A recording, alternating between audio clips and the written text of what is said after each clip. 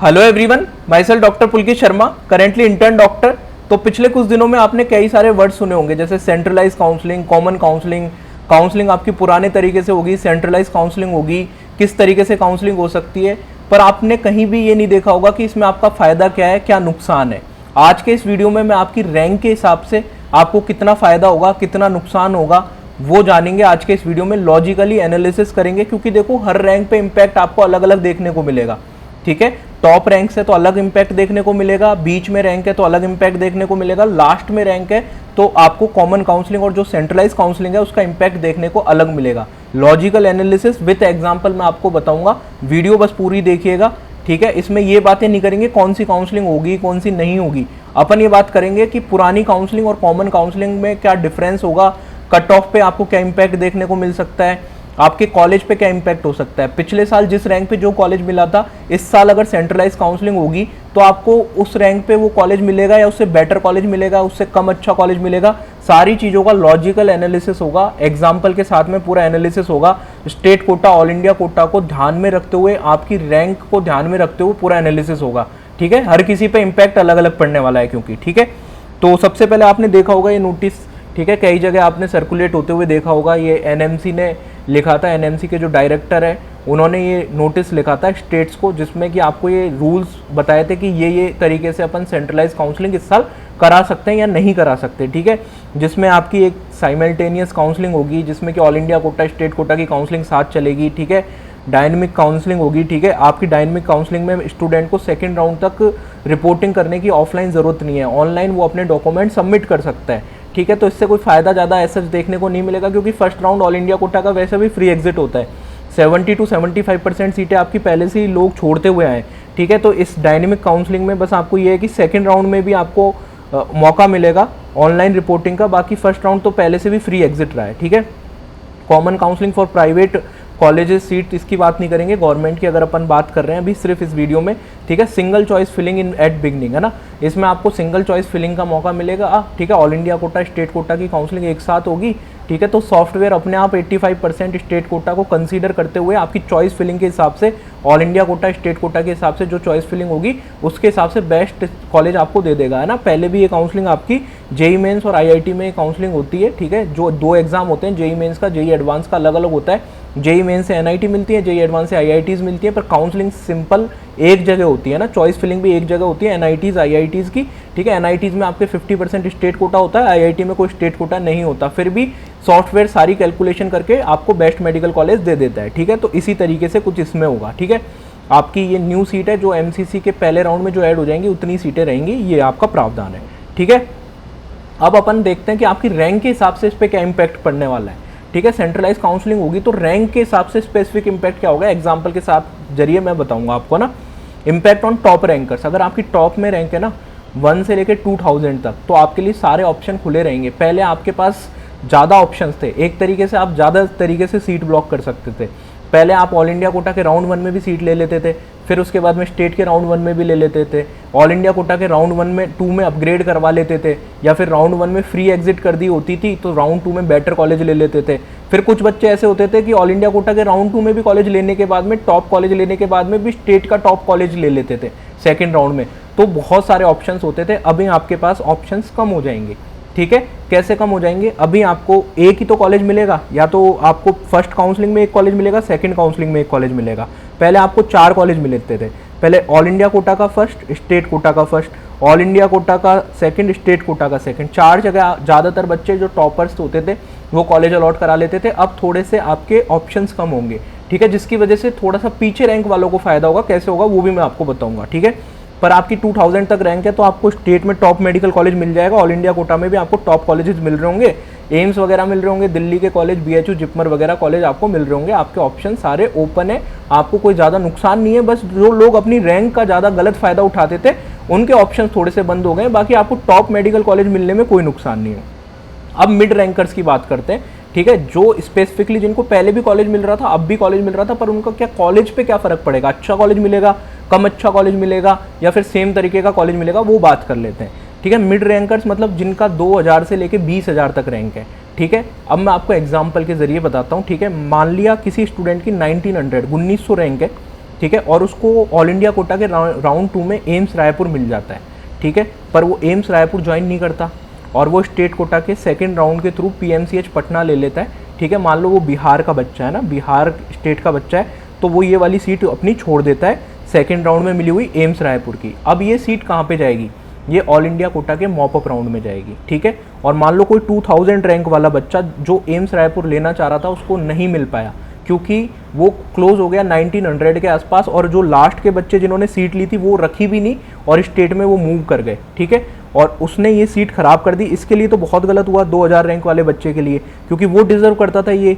अगर इस बच्चे ने सीट छोड़ी 1900 वाले ने तो 2000 रैंक वाले डिजर्व करता था, पर ये जब मॉपअप राउंड में चले जाती है तो मॉपअप राउंड में ये 5000 तक ये आपकी ये कॉलेज मिल जाती है, टॉप मेडिकल कॉलेजेस। मैं एग्जांपल के थ्रू बता रहा हूँ, लास्ट में मैं आपको ऑफिशियल डाटा भी दिखाऊंगा कैसे पिछले साल भी ऐसा हुआ है, हर साल ऐसा होता है, क्योंकि आपके ज़्यादातर बच्चे, ठीक है, जो ज़्यादातर बच्चे हैं वो ऑल इंडिया कोटा के सेकंड राउंड में कॉलेज ले लेते हैं। अभी 2000 रैंक वाला एम्स रायपुर नहीं मिला तो आपको एम्स नागपुर ले लेगा, एम्स बठिंडा ले लेगा, कोई सा भी एम्स ले लेगा, स्टेट के राउंड 2 में ये भी चले जाएगा। पर इसकी इच्छा जो थी एम्स रायपुर लेने की, वो किसी और बच्चे की वजह से, जिसने मल्टीपल ऑप्शंस रखने के लिए अपने पास 2 कॉलेज अलॉट करवा लिए थे, ज़बरदस्ती कॉलेज अलॉट करा लिया था, उसने सीट ब्लॉक कर दी थी ये वाली, जिसकी वजह से इस वाले बच्चे को डिजर्विंग सीट नहीं मिल पाई। तो ये चीज़ें आपकी बंद हो जाएंगी, क्योंकि अभी आपको सिर्फ सिंगल कॉलेज आप अलॉट करा पाओगे, ठीक है। और ऑल इंडिया कोटा के मॉपअप राउंड में भी बच्चों को ऑप्शन मिलेगा सीट अपग्रेड कराने का, ठीक है। ऑल इंडिया कोटा के थर्ड राउंड में भी आपको सीट अपग्रेड कराने का मौका मिलेगा, ठीक है। आपको एक चीज़ ध्यान रखनी है, तो यहाँ पे अब इसके मॉपअप, अगर ये ऑल इंडिया कोटा के सेकंड राउंड में स्टेट पे सेकंड राउंड में सीट ले लेता है तो इसकी काउंसलिंग खत्म हो जाती है तक तो, पर ये अब ऑल इंडिया कोटा के थर्ड राउंड यानी मॉपअप राउंड में भी जा पाएगा, जिसकी वजह से अब इसको एम्स रायपुर की सीट मिल जाएगी, क्योंकि इससे पहले वाली सीट अब ये खाली हो चुकी है रायपुर की, 1900 वाले ने PMCH पटना ले लिया, इस वजह से ये सीट खाली होने की वजह से अब ये इस डिजर्विंग स्टूडेंट को मिल जाएगी, ठीक है। समझ में आया। अब दूसरा एग्जाम्पल मैं आपको बताता हूँ। मान लो कोई राजस्थान का बच्चा है, 9000 रैंक का ऑल इंडिया है ना, ऑल इंडिया रैंक 9000 में ऑल इंडिया कोटा के तहत अगर वो कॉलेज लेता है तो उसको राजस्थान में कॉलेज मिल जाएगा, माना सीकर कॉलेज उसको मिल जाता है। पर वो उसको लगता है कि मेरे को इतना अच्छा कॉलेज नहीं मिला, सीकर ये तो नया कॉलेज है, अभी खुला है कुछ साल पहले, तो वो स्टेट के सेकंड राउंड में जाता है, ठीक है। ये वाली सीट छोड़ देता है कि मेरे को ये सीट नहीं लेनी, स्टेट के सेकंड राउंड से मुझे इससे बेटर कॉलेज मिल जाएगा, जो कि डेफिनेटली मिलेगा, तो उसको फिर कोटा मेडिकल कॉलेज मिल जाता है। कोटा काफ़ी पुराना मेडिकल कॉलेज है, 1992 में खुला हुआ कॉलेज है, काफ़ी पुराना है, तो वो कोटा ले लेता है, उसके लिए तो अच्छा हो गया, पर किसी और बच्चे के लिए ख़राब हो गया। ये वाली सीट अब चले गई मॉपअप राउंड में, और मॉपअप राउंड आपको पता है सारे बच्चे तो रुकते नहीं है मॉपअप राउंड में। मॉपअप राउंड में ये आपको मिल जाएगी 16 से 17,000 रैंक तक, ठीक है।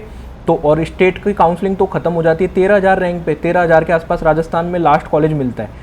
अब जिन बच्चों को 13,000 पे भी अपने स्टेट में कॉलेज नहीं मिल पा रहा, कौन से बच्चों की वजह से, जिन्होंने डबल सीट ले रखी है, ठीक है, इन बच्चों की वजह से सीटें ब्लॉक हो गई हैं, ठीक है। इन बच्चों की वजह से ऑल इंडिया कोटा के मॉपअप राउंड में ज़्यादा सीटें गई हैं, तो जो बच्चे रिस्क ले पाते हैं वो तो ले लेंगे 16-17,000 पे, पर जो डिजर्विंग कैंडिडेट्स हैं 13,000 से 16,000 तक, उनको ऑल इंडिया कोटा के सेकंड राउंड के अंदर सीट लेनी पड़ेंगी दूसरे स्टेट में, ठीक है। राजस्थान नहीं मिला तो यूपी में जाएंगे, MP में जाएंगे, गुजरात में जाएंगे, हिमाचल में जाएंगे, पर अपने स्टेट में सीट नहीं ले पाएंगे, और उनसे कम रैंक वाले बच्चे, पीछे रैंक वाले बच्चे मॉपअप राउंड में कॉलेज ले जाएंगे, ठीक है। ऐसा अब तक होता है, तो अब मॉपअप राउंड में सबको अपग्रेड करने का मौका मिलेगा। तो ये जो सारे बच्चे हैं 13 से 16,000 वाले, ठीक है, तो अब ये कॉलेज मिलेगी 13,000 वाले बच्चे को, ठीक है। जो आपका डिजर्विंग बच्चा होगा उसको कॉलेज मिलेगी, मतलब आपका ऑल इंडिया कोटा में इस बार आपको जो रैंक है, बीच की रैंक में 2000 से 20,000 तक पिछले साल जो कॉलेज मिल रहे थे उससे बेटर कॉलेज मिल सकते हैं सेंट्रलाइज काउंसलिंग होने पे, ठीक है। सीट ब्लॉकिंग आपकी कम होगी। और एग्जांपल मैं आपको बताऊंगा, पीछे की रैंक पे कट ऑफ पे क्या असर पड़ेगा वो भी बताऊंगा। उससे पहले आप नीट 2023 के लिए पर्सनलाइज काउंसलिंग अगर कराना चाहते हैं तो आप करा सकते हैं। व्हाट्सअप नंबर ये रहा है जिस पे आपको मैसेज करना होगा 8952089862। इसमें आपकी 15% all India Kota, 85% state quota की काउंसलिंग शामिल है लास्ट राउंड तक की, ठीक है। 24/7 आपको व्हाट्सअप पे असिस्टेंस मिलेगा, सारे डाउट आप अपने पूछ पाओगे लास्ट राउंड तक। All India Kota, state quota की चॉइस प्रेफरेंस लिस्ट आपको बना के दी जाएगी, बेस्ट कॉलेज आपको कैसे मिलेगा वो आपको कोशिश करी जाएगी दिलवाने की आपकी रैंक के अकॉर्डिंग। लास्ट ईयर का पूरा डाटा मिलेगा, all India Kota, state quota में कौन सा कॉलेज किस रैंक पे, किस कैटेगरी में कहाँ क्लोज हुआ था, सब मिलेगा। डिसीजन मेकिंग में मदद करी जाएगी, फर्स्ट राउंड से कॉलेज लेना है, सेकंड से लेना है, मॉपअप में जाना है, क्या करना है, सारी डिसीजन मेकिंग में मदद करी जाएगी। बॉन्ड इन्फॉर्मेशन के बारे में आपको बताया जाएगा, किस स्टेट में कितना बॉन्ड है, कहीं आप फंस ना जाओ ज़्यादा बॉन्ड के चक्कर में। कॉलेज की फीस की इन्फॉर्मेशन, डॉक्यूमेंट रिक्वायरमेंट लिस्ट, ये सारी चीज़ें आपको बताई जाएंगी। सबसे कम प्राइस है इंडिया में काउंसलिंग प्रोग्राम में, आप देखोगे तो सिर्फ 1500 में ये सारे फीचर मिलते हैं ना। कई जगह आपको 2000 रुपये, 1000 रुपये में सिर्फ पिछले साल की PDF दी जा रही है, ठीक है, जिससे कि आप देख सको कौन सा कॉलेज मिलेगा। इसमें सारी चीज़ें मिलती हैं, आपको सेम नंबर पे जीपे, फ़ोनपे, पेटीएम के थ्रू पे करना है, इसी नंबर पे, ठीक है। फिर इसी नंबर पे पे करने के बाद में आप पर्सनलाइज काउंसलिंग प्रोग्राम में एनरोल हो जाओगे। आपको व्हाट्सअप पे स्क्रीनशॉट शेयर करना है, व्हाट्सअप पे मैसेज करना है आपको ना, कॉल नहीं, मैसेज करना है, ठीक है, समझ में आ गया। अब अगला एग्जाम्पल देखते हैं, ठीक है। अगला एग्जाम्पल मैं आपको बताता हूँ, किसी बच्चे की 9000 से 10,000 तक रैंक है, वो बच्चा चाहता है कि मैं किसी अच्छे शहर में ऑल इंडिया कोटा के थ्रू कॉलेज ले लूँ, जहाँ का कॉलेज का इंफ्रास्ट्रक्चर भी अच्छा हो, ठीक है। वो ये चाहता है, मतलब 10,000 के आसपास रैंक वाला बच्चा ये चाहता है। पर उससे अच्छे रैंक वाले बच्चे क्या करते हैं, वो ऑल इंडिया कोटा के राउंड 2 में तो कॉलेज अलॉट करा लेते हैं अच्छे शहर में, फिर उसको ज्वाइन नहीं करते, फिर अपने स्टेट में चले जाते हैं राउंड 2 में, ठीक है। ये सीट छोड़ देते हैं और फिर ये सीट की कट ऑफ जाती है 12,000, 15,000, ऐसे कट ऑफ जाती है, ठीक है। और ये जो बेचारे बच्चे हैं, डिजर्विंग बच्चे, जिनको 10,000 पे ये कॉलेज चाहिए थे, वो बच्चे ऑल इंडिया कोटा के दूसरे शहरों में जाते हैं, या ना, ऑल इंडिया कोटा के राउंड 2 के तहत टॉप के सिटीज़ में, मेट्रो सिटीज़ में कॉलेज नहीं मिल पाता, तो किसी थोड़े से कम अच्छे शहर में जाते हैं, तो उनको वो डिजर्विंग कॉलेज नहीं मिल पाता, और उनसे पीछे वाले रैंक वाले बच्चों को ये कॉलेज मिल जाता है, ठीक है। जैसे मैं एग्जाम्पल के थ्रू बता दूँ, ठीक है, आपका बेंगलुरु को मैं कॉलेज देख लो आप, ESIC का कॉलेज है बेंगलुरु में। जो चाहते हैं कि बेंगलोर एक अच्छा शहर है, लोग जाना चाहते हैं, फर्स्ट राउंड में कट ऑफ आपकी 5300 रैंक, सेकंड राउंड में 7000 रैंक पे, है ना। तो अगर बच्चा चाहे तो उसको डिजर्व, अगर 7500 रैंक वाला बच्चा चाहेगा तो उसको नहीं मिलेगा, क्योंकि वो तो 7000 पे खत्म हो गया। और ज़्यादातर बच्चों काउंसलिंग राउंड 2 के बाद में क्लोज करवा देते हैं, क्योंकि उनको रिस्क रहता है ना मॉपअप राउंड में। अब ये क्या होता है, मॉपअप राउंड में ये 15,000 तक चले गया, ठीक है। बीच के सारे बच्चे तो डर की वजह से ऑल इंडिया कोटा के राउंड 2, स्टेट कोटा के राउंड 2 में सेटल हो गए, पर जिनने रिस्क ली वो बच्चे 15,000 तक ये कॉलेज ले गए बेंगलोर का। तो टॉप सिटीज़ में आपको 15,000 तक मिल गया, और कहाँ पे आपको 8,000, 9,000 रैंक वाले बच्चे को नहीं मिल रहा था। ये चीज़ भी आपकी बंद हो जाएगी। इसमें आपको जैसे हर राउंड में अपग्रेड करने का मौका मिलेगा, सीट ब्लॉकिंग बंद हो जाएंगी। मॉपअप राउंड जब में जो किस्मत का खेल होता था, वो आपका सेंट्रलाइज काउंसलिंग की वजह से बंद हो जाएगा। तो आपकी बीच की रैंक है, ठीक है, तो आपको अच्छा कॉलेज मिलेगा, पिछले साल की तुलना में आपको बेटर कॉलेज मिलेगा, ज़्यादा ऑप्शंस आपके पास रहेंगे। अब अपन लास्ट में चलते हैं, कट ऑफ पे क्या असर पड़ेगा सर। कट ऑफ इसकी वजह से पीछे जाएगी, कम होगी, ज़्यादा होगी, क्या होगा वो मैं आपको बता देता हूँ। लास्ट कट ऑफ, ठीक है, उस पर कोई ज़्यादा बिग सिग्निफिकेंट डिफरेंस आपको देखने को नहीं मिलेगा, ठीक है। वो डिफरेंस तो देखने को मिलेगा जो मैंने आपको बताया था, 25,000 तक मिल सकता है number of all India Kota में सीट बढ़ने की वजह से, पर और कोई सिग्निफिकेंट डिफरेंस आपको और इन फैक्टर्स की वजह से देखने को नहीं मिलेगा।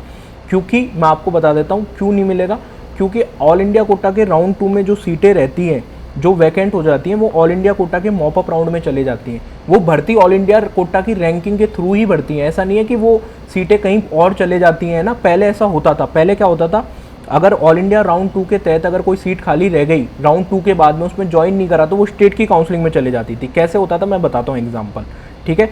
मान लो मैं राजस्थान से हूँ, राजस्थान के सेकेंड राउंड में मुझे राजस्थान मिल रहा है। पहले ऑल इंडिया कोटा की काउंसलिंग होती है, तो ऑल इंडिया कोटा के सेकंड राउंड में मुझे मान लो वेस्ट बंगाल मिल रहा है, ठीक है।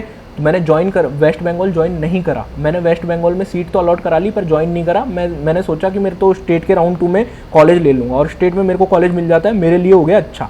पर मैंने किसी और के लिए, पहले होता था ये, अब नहीं होता, पहले किसी और के लिए कर दिया ख़राब। कैसे ख़राब कर दिया, ये वेस्ट बंगाल में तो ऑलरेडी कट ऑफ कम रहती है, लो कट ऑफ स्टेट है ना, तो ये सीट पहले कहाँ चले जाती थी, ये वेस्ट बंगाल की सीट जो कि ऑल इंडिया कोटा के थ्रू मिली थी, है ना, स्टूडेंट को, वो स्टेट कोटा में चले जाती थी, ठीक है। फिर वो स्टेट की रैंकिंग के हिसाब से सिर्फ स्टेट के बच्चों का ही हक होता था, वेस्ट बंगाल के बच्चों का, ठीक है। तो अभी ये चीज़ आपकी ऑल इंडिया कोटा के मॉपअप में जाने लग गई है, ठीक है। काउंसलिंग के नियम पिछले कुछ 2-3 सालों में चेंज हुए हैं, उसी की वजह से आपका 22,000 तक आपकी कट ऑफ जाने लग गई है, ठीक है।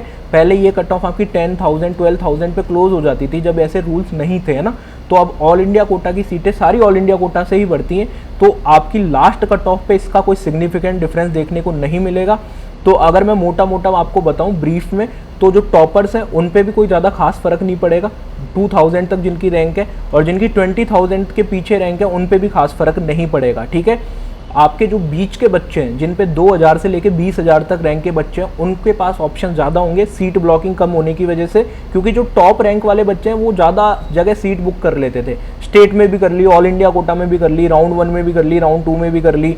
तो जो पीछे की रैंक के बच्चे, कंपेरेटिवली पीछे की रैंक के बच्चे होते थे, उनके पास ऑप्शंस कम हो जाते थे, उनको मजबूरी में थोड़ा सा कम अच्छा कॉलेज लेना पड़ता था, कम अच्छे शहर में जाना पड़ता था। समझ रहे हो आप मेरी बात? तो ये सारी चीज़ें होती थी, अब वो सारी चीज़ें सेंट्रलाइज काउंसलिंग की वजह से बंद हो जाएंगी। सेंट्रलाइज काउंसलिंग होगी नहीं होगी तो देखो, अभी एज ऑफ नाउ फाइनल नहीं आया है, पर जो आर्टिकल्स है, कल मैंने भी वीडियो बनाया था इसके बारे में कि अभी जो दैनिक जागरण का जो कल आर्टिकल आया था उसमें लिखा गया था कि सेंट्रलाइज काउंसलिंग इस साल से आपकी शायद ना हो।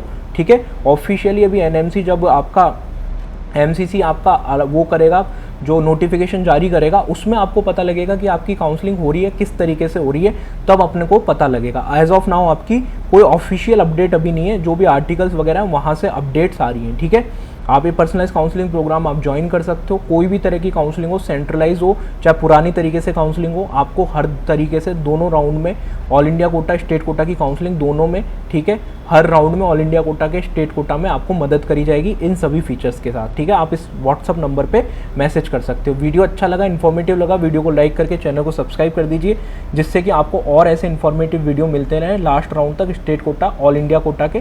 थैंक्स फॉर वॉचिंग, मिलते हैं किसी अगले वीडियो में, बाय।